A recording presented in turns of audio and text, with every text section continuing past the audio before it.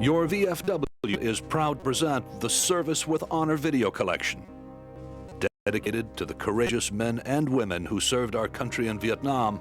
These stories and images bring to life the realities of a war only a veteran can understand. Each video in this remarkable series recounts in vivid detail the daily physical and emotional struggles of the men and women who served their country so well during this important conflict. See real-life battlefield footage. Hear the true stories of Vietnam from the young Americans who served there. Feel the bond among these brave and dedicated heroes and how the Vietnam experience affected not only their lives, but also the lives of their families and all Americans. Your VFW is proud to present the Service with Honor video collection as a lasting and important record of Vietnam, preserving the honor of those who served. Although many years have passed since Vietnam, the memories and stories presented here are real and powerful. Indeed, they are unforgettable.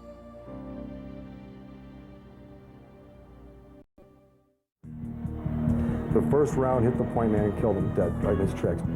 And then all hell broke. The dense hills of Dak To, the sky soldiers of the 173rd Airborne had walked into a deadly North Vietnamese Army ambush. The amount of firepower was just amazing. Smoke, napalm, the smell of burnt gunpowder. They started hitting us with just about everything. We were pretty well pinned down at that point. And there was just screaming everywhere. Outnumbered by an invisible enemy, the men of the 173rd fight their lives on Hill 875. Everybody, move out! Get out!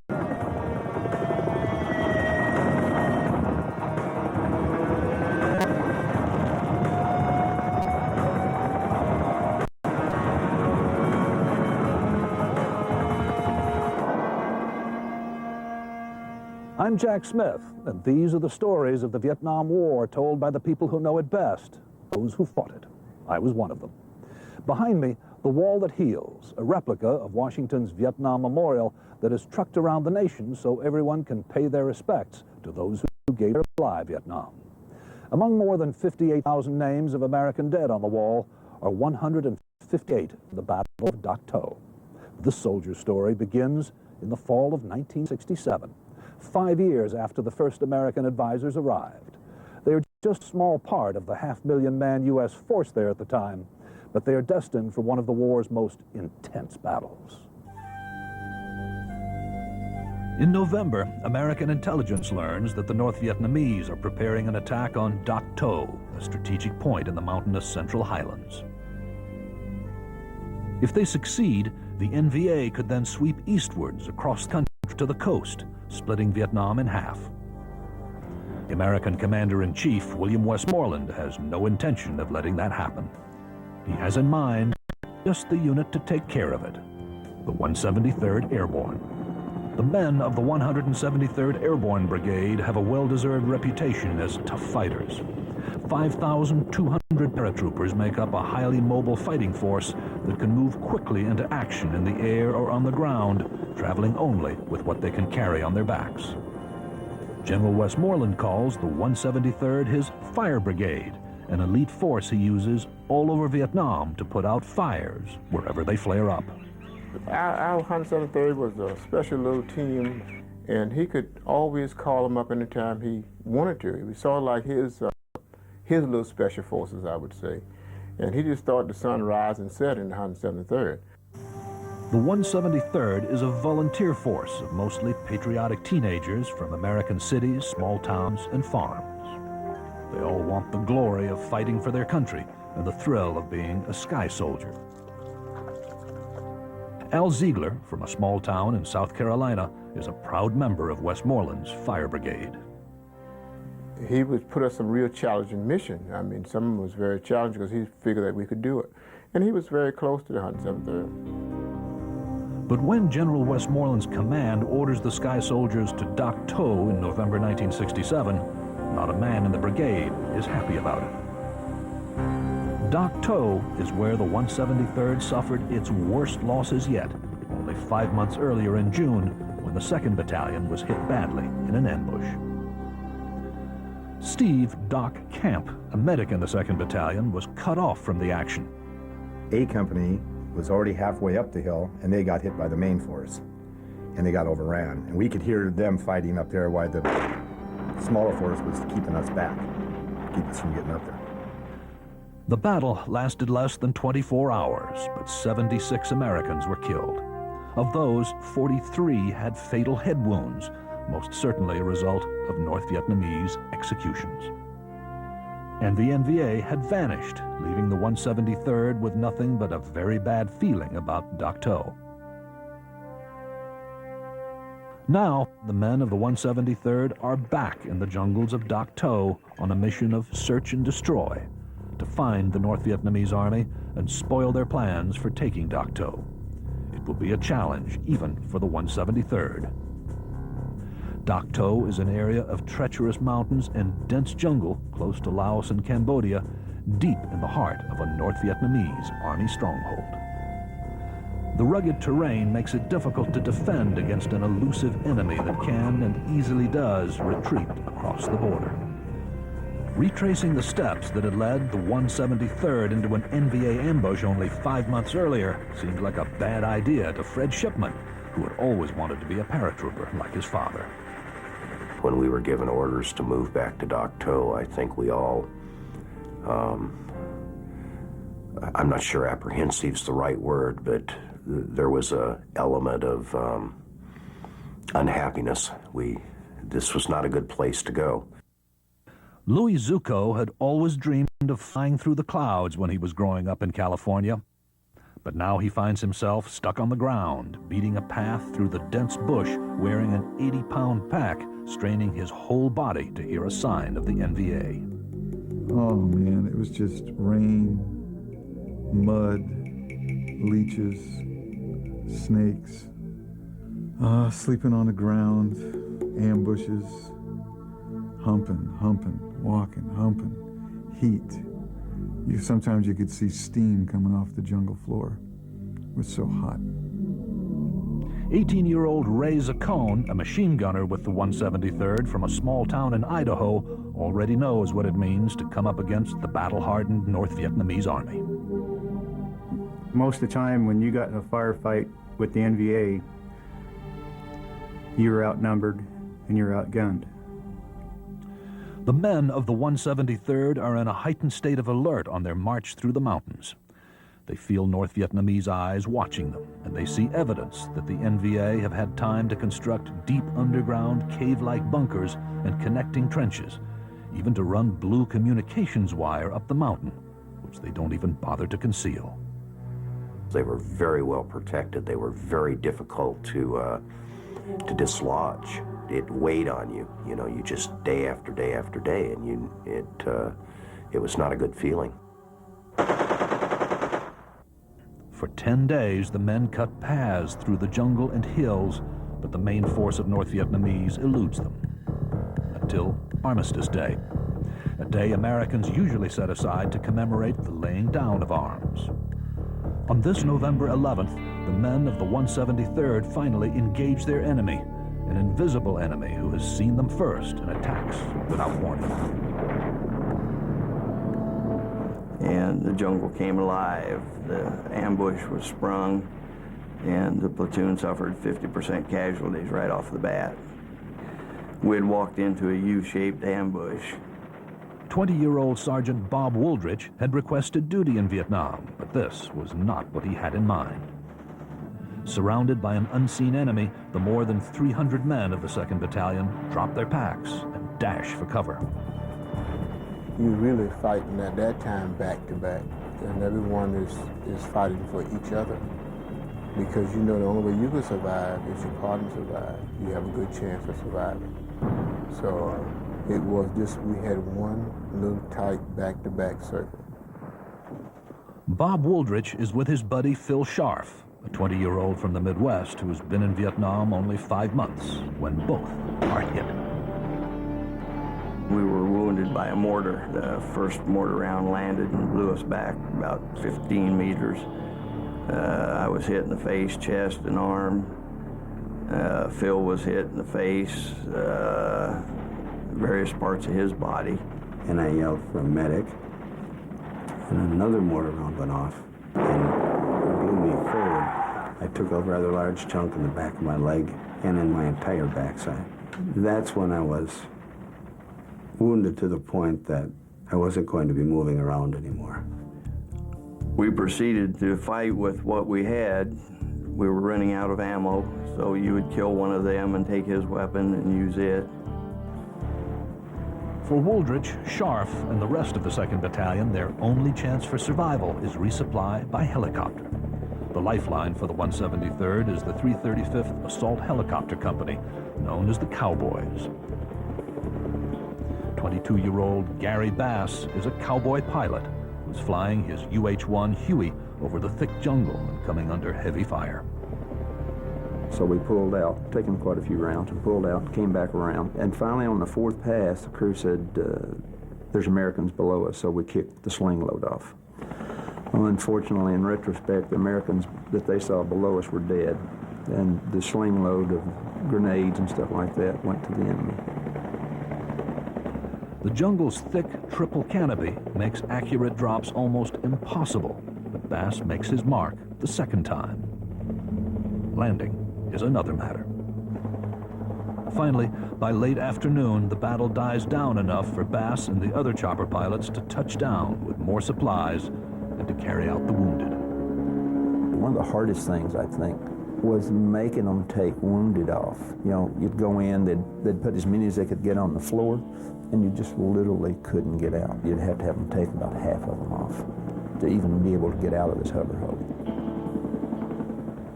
I was lucky enough that night.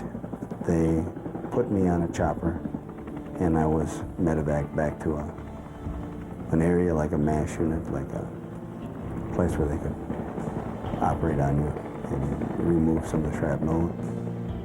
Phil Scharf would recover, but on that Armistice Day, 20 men of the 173rd die and 154 are wounded in brutal combat. But the dark jungles of Dak To have more in store for the men of the 173rd Airborne. They're about to face the fiercest battle of their lives. November 12th, 1967. The Sky Soldiers of the 173rd 2nd Battalion are regrouping after a disastrous ambush on the slopes of Dak To that just cost them 20 lives and over 150 casualties. They know this jungle is thick with North Vietnamese, yet it is still the mission of the 173rd to head straight into their lair and spoil their plans to launch an attack on Dak To. There is no way out but forward.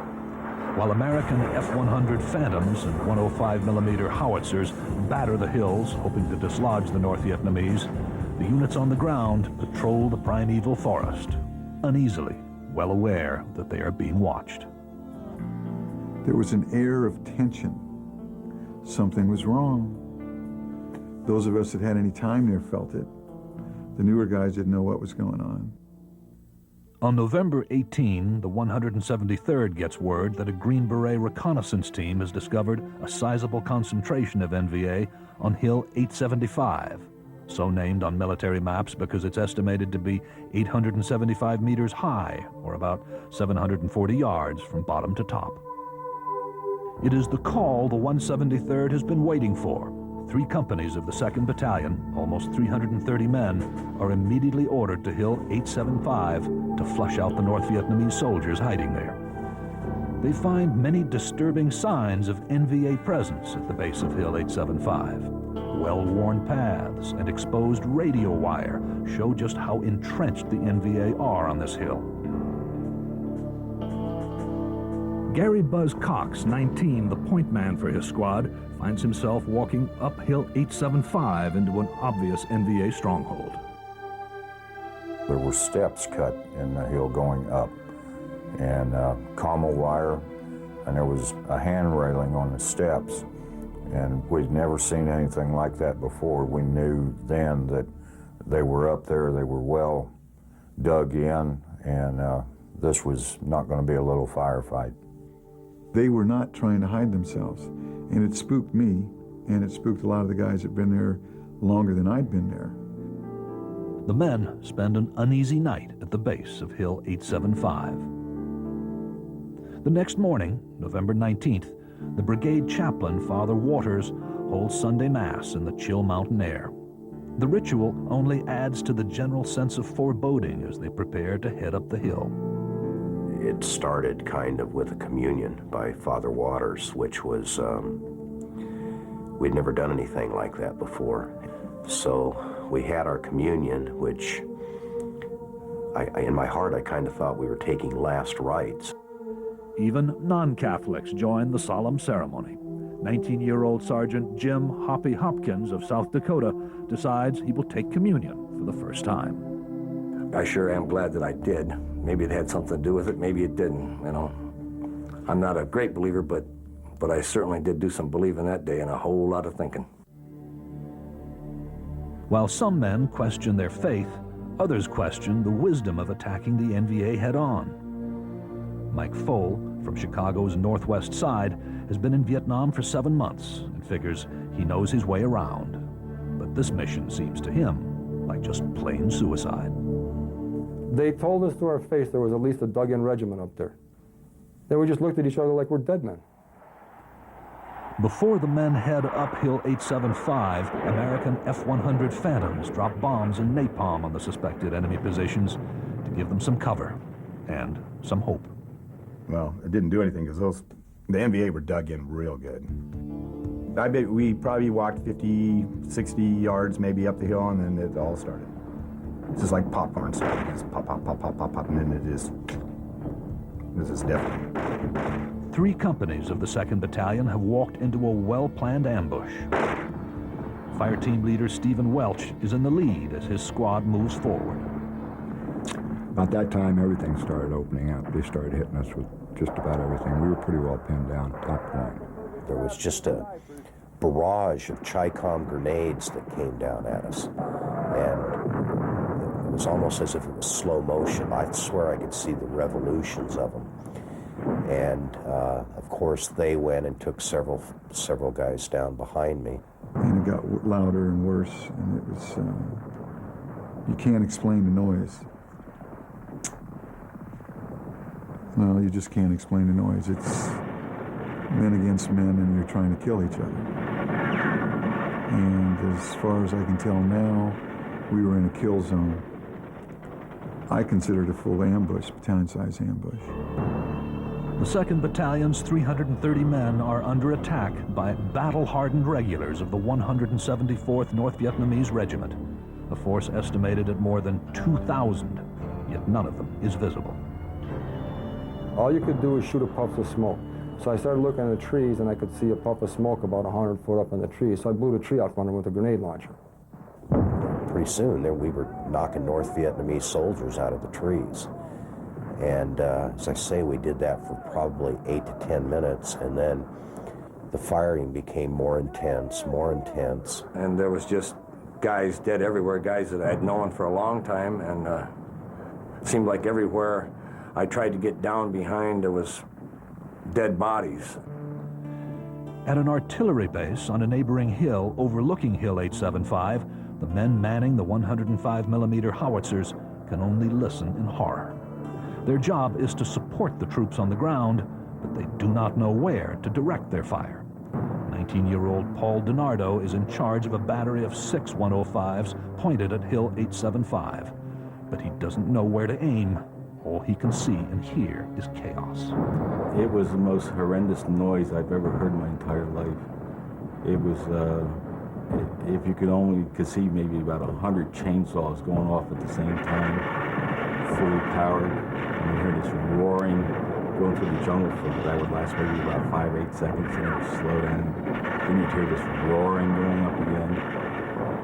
The 3 companies of the 173rd on the hill realize they are surrounded by the North Vietnamese.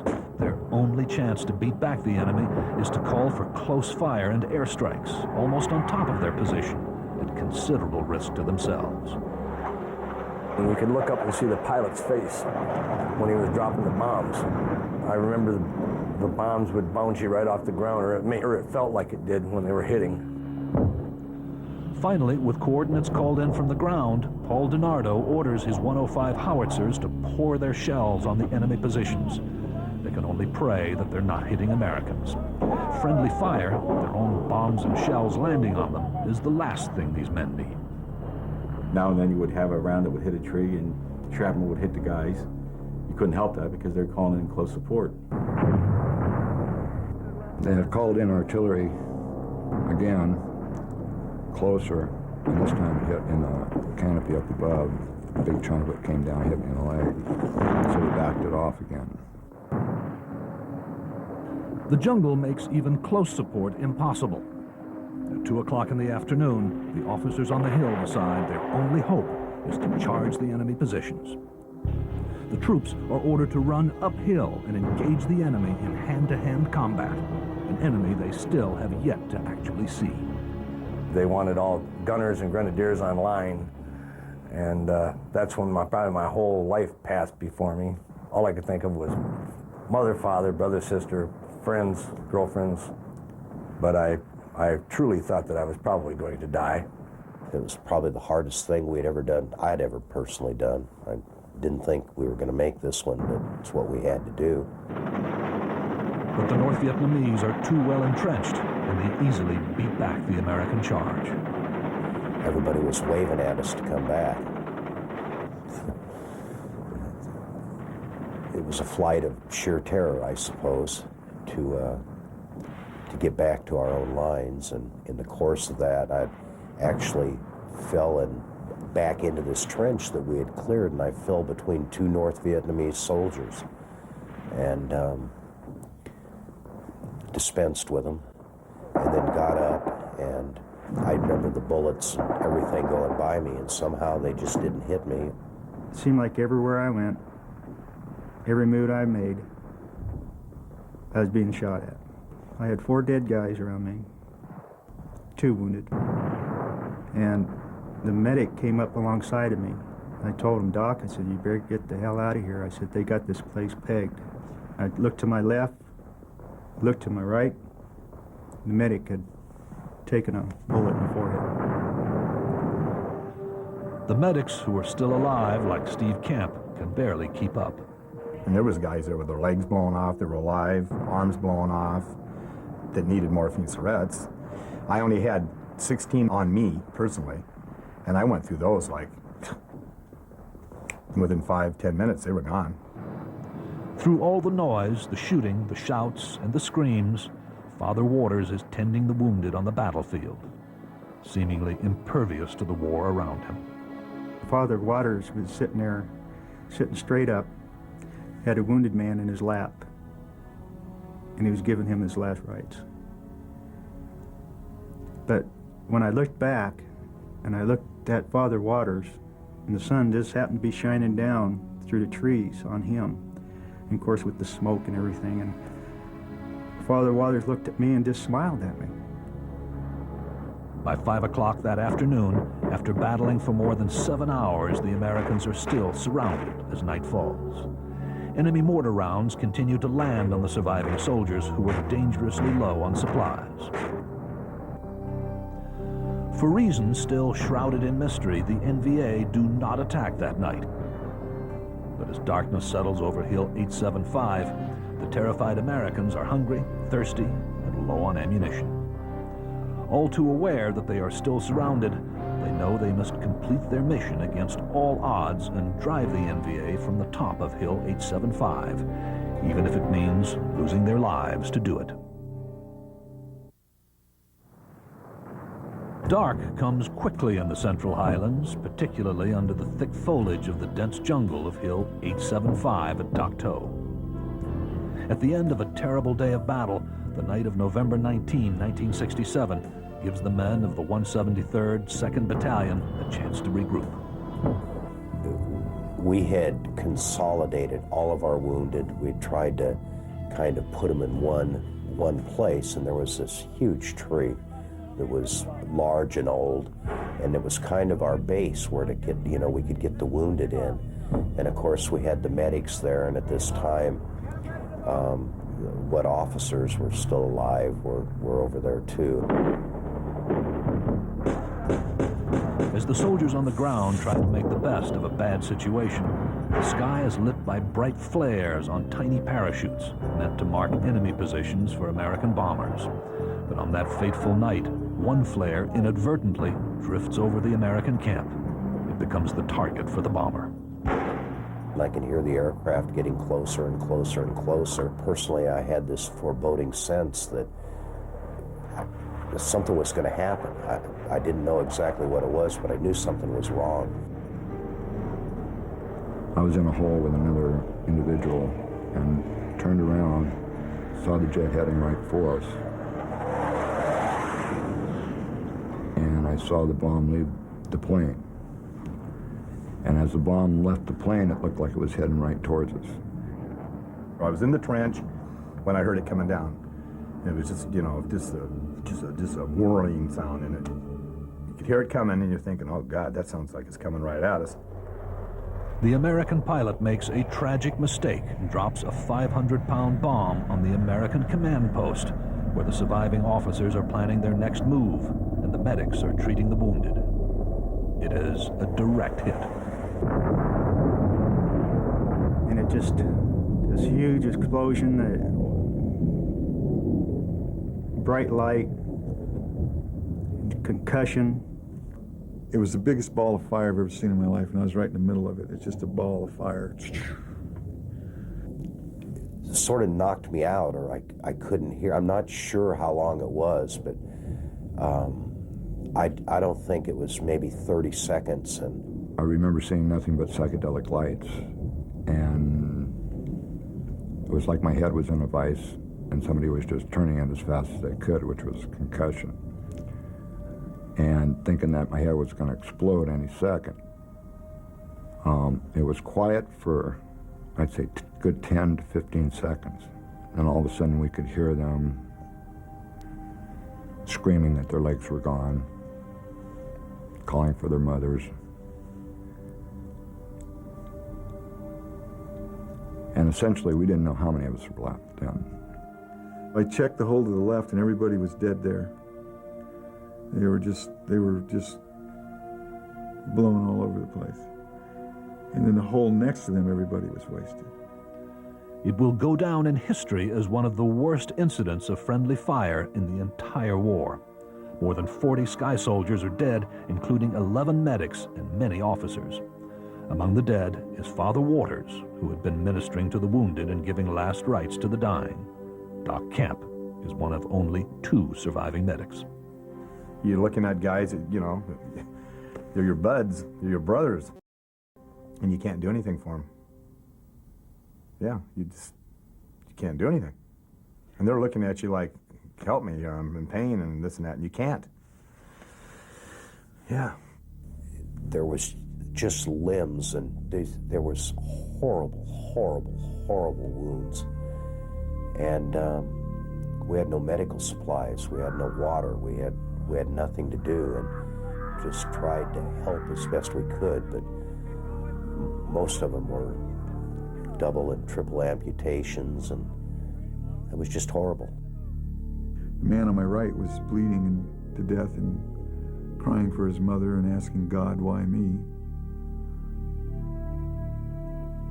It's hard to sit there and wait for a man to bleed to death and be calm. But I had to wait, for him to bleed to death. The survivors try to hang on through the long night. Over their one working radio, they hear that reinforcements are on the way. Over 300 men of the 4th Battalion of the 173rd are coming to their aid on foot, but it will take them at least a day to get there. Through the night and into the second day, the NVA continue to fire on the beleaguered American troops, but they still do not charge the men of the 173rd.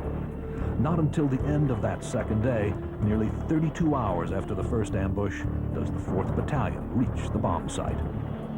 In the lead is 23-year-old West Point graduate 2nd Lieutenant Al Linseth. I remember thinking it odd because there were steps cut in the hill. And I remember seeing, for me at least, the first time, significant numbers of American soldiers, dead American soldiers, and along both sides of the trail. And that was a sight I'll never forget. At 28, the 4th Battalion senior medic, Lynn Morse, is an old man amongst the teenagers, and a 10-year veteran, a career soldier. He has never walked into a hell like this one. The stench of napalm death was all around you. The moans and groans of the wounded was all around you. It was pitch black.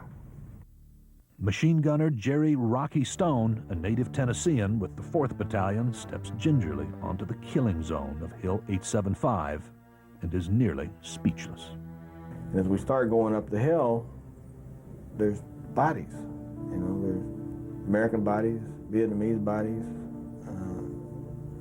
and they're getting, some of them, you know, they're getting ripe because they've been there a day in that sun, and it was hot, you know. But we're, for the first time, facing the morbidity of walking amongst our own dead. The valley floor and the approach to this hill was covered with our own dead. Just when it seems that everyone might well be dead, some survivors of the 2nd Battalion appear out of the darkness. We start running into guys from 2nd Bat, and they're begging for water, they're begging for cigarettes, anything, you know, and they're just like they're crazy. That was probably one of the happy days of my life, seeing some new people, some more people, because we didn't have many left by then. We were worried about being overrun and wiped out to a man. Although the 4th Battalion had to travel light on its dangerous trek through the jungle, the men still carried extra supplies. When they reach the men of the 2nd Battalion, they gladly give away what food and water they can. When they got there and they reinforced us, the thing I remember most was it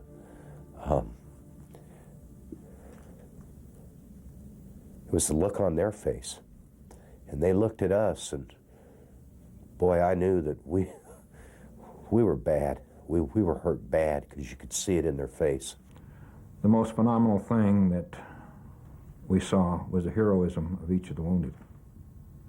Most of them refused morphine because it might take away from their body. The men of the 4th Battalion minister to the wounded throughout the night. With the 2nd Battalion's help, they dig in on the side of Hill 875. As dawn breaks on the 3rd day, American F-100 Phantom jets and 105mm howitzers resume their heavy attacks on the North Vietnamese bunkers at the summit.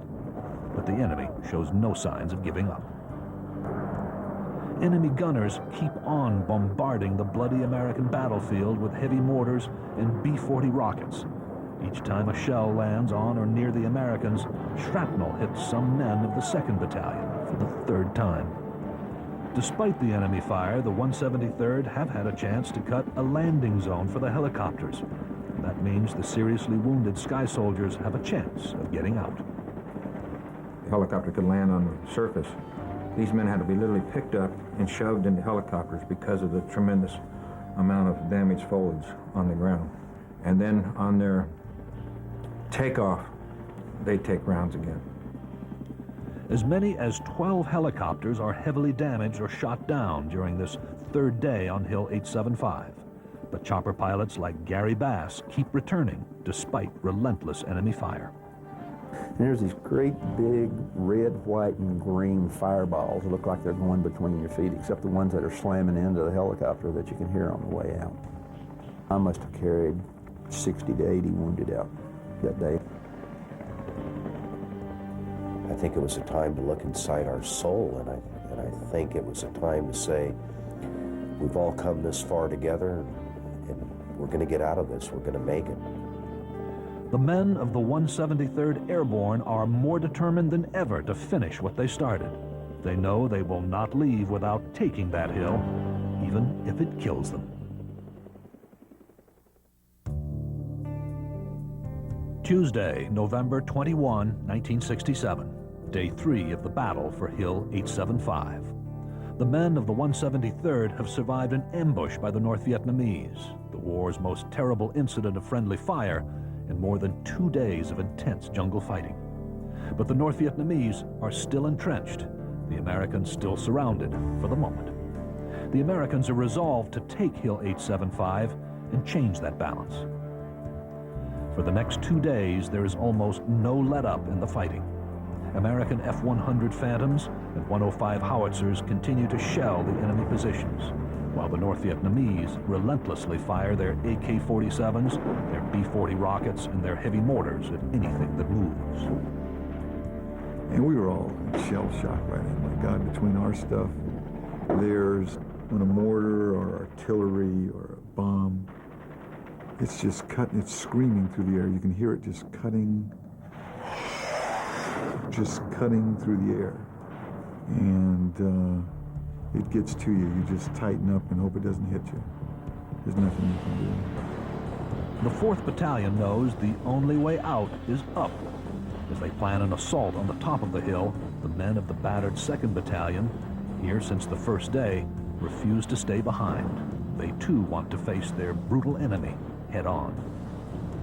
But I know in my company it's very personal. And the men I was with, we decided, this is our property. We're gonna do this. Well, that didn't work out at all, because the first time we started up the hill, the return fire that we got was so heavy, you know, we only made it 25 meters, and we're all pinned down. I remember being right on the ground, I mean, as close to the ground as I could get, and having the person right next to me shot through the head. And I mean, it was intense fire. They're there, they're shooting at us, but we can't see them, you know? And they're in these bunkers, in these trenches and stuff. They're all well dug in. It was just extremely intense. It was just as bad as the first day. I think it takes a little piece of your heart. I thought maybe it was going to be a little easier, but we didn't get very far. We took horrendous casualties again and called off the assault. It was just devastating. After another uneasy night, the men of the 173rd awaken to the permanent twilight of this jungle. It is Thursday, November 23, the start of day 5 of the battle for Hill 875. After 4 days of heavy action, the men have just enough fight left in them for one more push. With 300 men of the 4th Battalion in the lead, and the remaining men of the decimated 2nd Battalion alongside them, the Sky Soldiers begin one more attempt to reach the top of Hill 875. I guess our pride got in the way of our common sense, but we wanted to be part of what the group that took the hill. We didn't want to be the one sitting down when somebody else was fighting our battle for us. Braced for another tough battle, the Americans inch up the hill, listening for anything that might give them a sense of their enemy. They hear nothing. We started moving forward, and we didn't get any fire. And we got up to that first bunker, and I jumped in it. And it was pretty deep, and there was an NVA soldier down there, half dead, sort of dazed.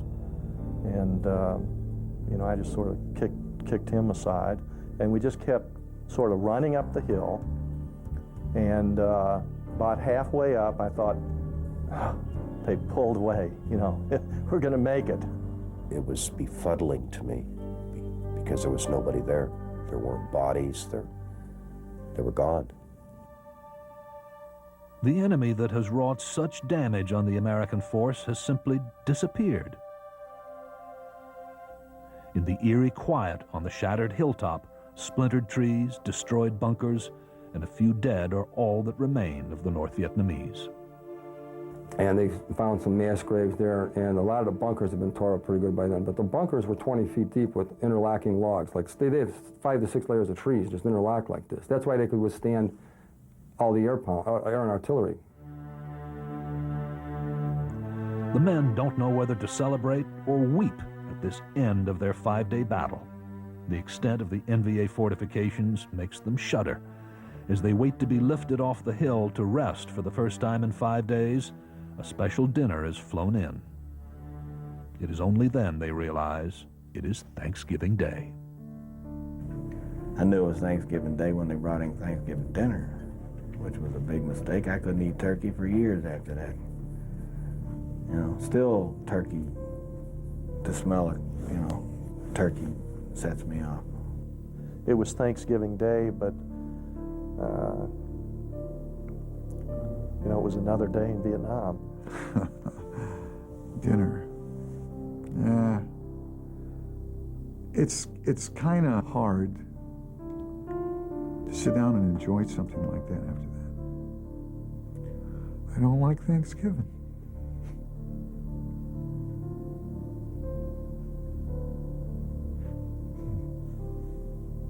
Sorry.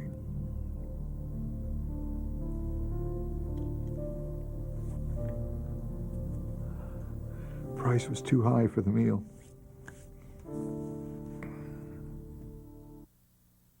The media and the government trumpeted the battle for Hill 875 as a great victory for American forces. It was hardly that. Though they had spoiled any NVA plans to overrun Dak To, American troops had paid for it dearly. It was not just the 158 Americans who died in that battle and are inscribed on this wall. Another 300 were wounded, and all the survivors of Dak To would bring back emotional scars for the rest of their lives. An estimated 1,500 North Vietnamese were killed there, but most of their bodies were never found.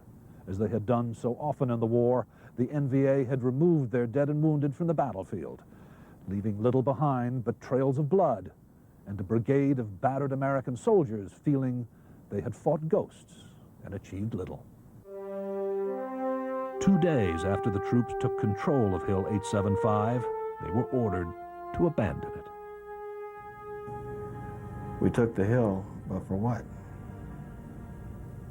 We turned around and gave it right back to them. You know, if we'd have held it, maybe it could have saved some more GIs' lives later on, because they turned right around and went back to using it again. You know, and that was a common theme of the whole war. Take it, abandon it, let them have it back, and go back and take it again. You know? Didn't make any sense. We paid this price for this mountain, and they were taking me off it, and we'd paid for it inch by inch in our blood of the brothers we lost. And I think the war began to change for me, because when I looked down, I thought I was going to have to come back. I couldn't understand why we had made this sacrifice and why we were leaving it. But that's what we did. We was on search and destroy. And we search and we destroy, and then you might have to, that man on that same hill again, you have to search him out and destroy him again.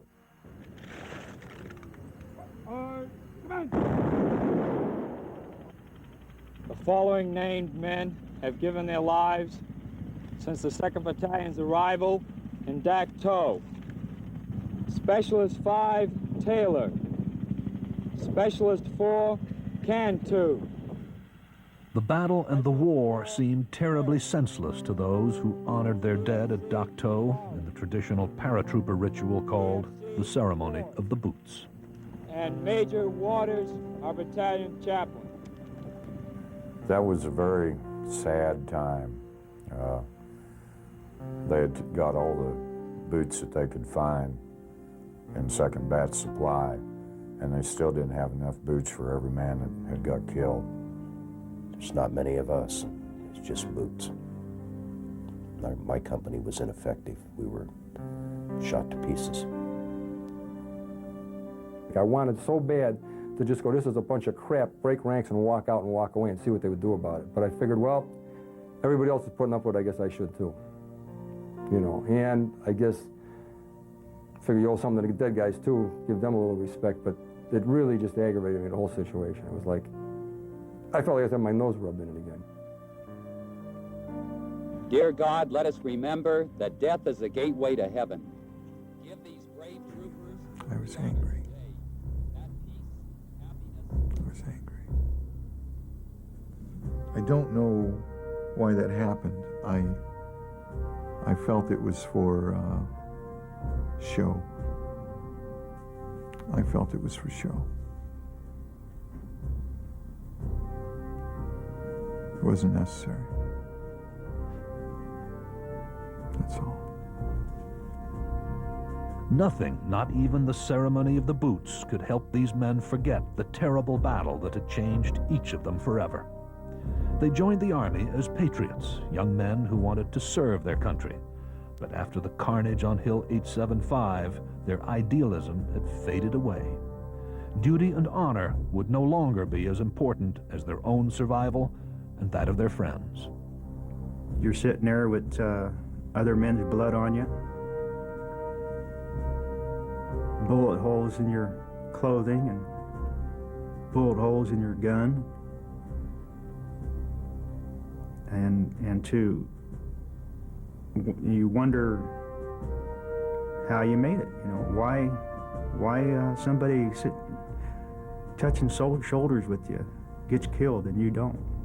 You know, well, most of us were only 19, 20 years old, and we thought we were the baddest guys on this God's given earth. But we found out there was a little man over in Southeast Asia that would kick your ass in a minute and kill you. And we certainly lost a lot of good boys. I guess I thought we were men back then, but when I look back, we were nothing but boys. Couldn't have a beer, couldn't vote, but by God, we could kill. For 31 years on Thanksgiving Day, in the evening, I've poured a glass of Jose Cuervo. I've walked out in my backyard, and I've remembered every young kid I lost there. And had one for him. Some historians have said that Dak To was an important test of American will that stopped the North Vietnamese from driving across the middle of South Vietnam and cutting the country in half. But only weeks later, the North Vietnamese would occupy the Central Highlands once more, this time in preparation for the Tet Offensive that would start only 2 months later in January 1968. But whatever it meant to the Pentagon, the battle for Dak To was a turning point for the men of the 173rd Airborne. After this terrible battle, it was clear to them that Westmoreland's war was a war of attrition, and that even his favored Fire Brigade was just part of a strategy, kill and be killed. At Dak To, the 173rd Airborne had done both, with honor.